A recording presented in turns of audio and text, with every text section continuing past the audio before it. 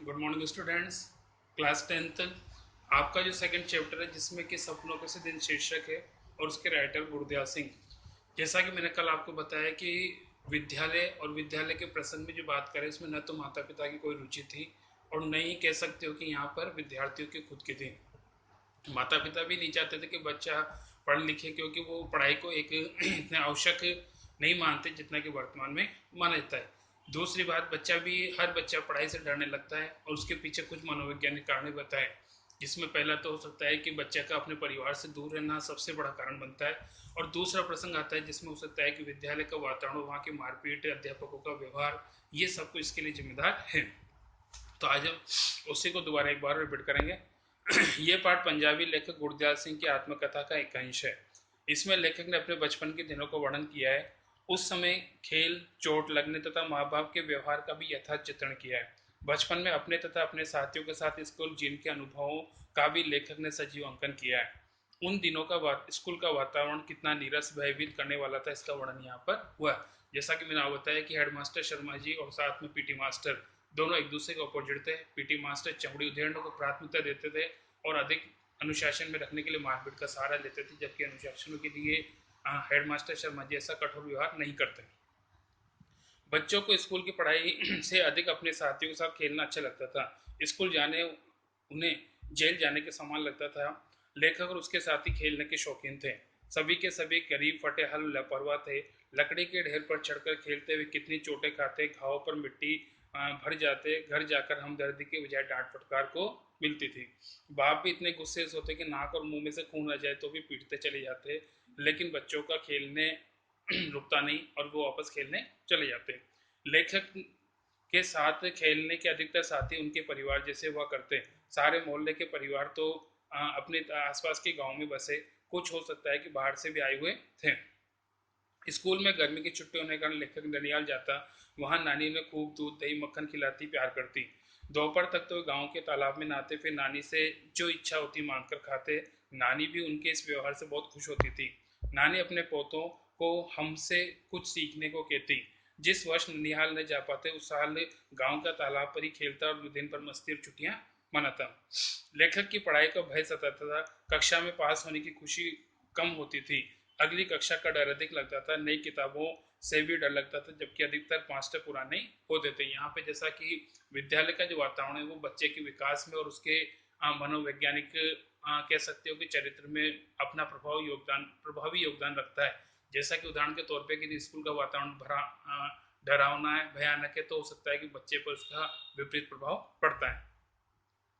छुट्टियों की समय सारणी तो बनाई जाती, लेकिन उसका आधार कम न होता। छुट्टियां बीतने लगती तो काम पूरा होने और ना होने पर दुनिया के नए नए तौर तरीके सीखे जाते।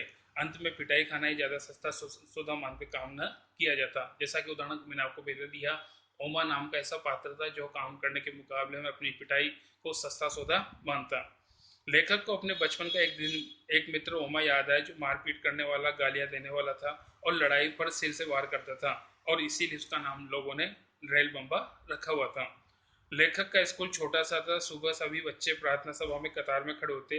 अध्यापक भी पीछे कतार में बांधे खड़े रहते। मास्टर प्रीतमचंद सही बच्चों को कतार बनवाते थे। यदि कोई बच्चा जरा भी टेढ़ा हो जाता तो बाज की तरह झपट पड़ते। हेडमास्टर साहब की गालों पर उल्टे हाथ की थप्पड़ भी बच्चों को नमकीन पापड़ी जैसी लगती। यहाँ पे जैसा कह सकते हो कि शर्मा जी भी कभी कभी बच्चों को दंड देते, लेकिन उनकी दंड का जो तरीका होता है बहुत सीधा होता है, बच्चा उसे बड़ी सर स्वीकार कर लेता। मतलब उसका इतना नुकसान नहीं होता जितना कि मास्टर प्रीतमचंद के द्वारा जो कठोर शासन रखते थे उनके द्वारा होता। स्काउटिंग का अभ्यास करते समय उन्हें रंग बिरंगी जड्डियों को लाने का मौका मिलता था। पीटी मास्टर जब उन्हें शाबाशी देने लगते तो ऐसा लगता है कि जैसे फौज के कोई तमगे अर्थात मेडल जीत लिए हों। उन्हें पीटी मास्टर के द्वारा कक्षा में कार्य के बदले दिए गए गुण अच्छा लगता था।